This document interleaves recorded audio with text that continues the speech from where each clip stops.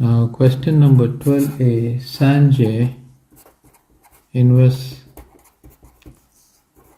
$700 in an account that has a simple interest of 2.5%. Now find the amount that is investment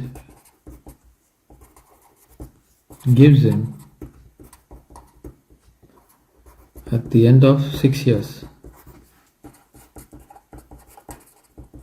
Okay, this is the rough idea of the question. So the amount invested by Sanjay is 700.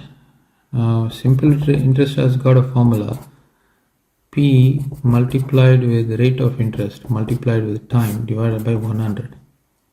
This is a simple interest formula. Right, so we will have to utilize this formula to calculate the value. So 700, 2.5 is the interest for how long? 6 years. You divide it by 100, 0 gets cancelled, so 7 6 are 42. So 2.5 multiplied with 42. So let me do that. 42, 2.5, 10, 1, 20, 21, 4, 8, 0, 5 and 10. You have one digit after the decimal, so you're getting 105. This is the simple interest for 6 years. If he has invested this money and this is there in the bank, he's getting the simple interest of 105. But we have to get the total amount.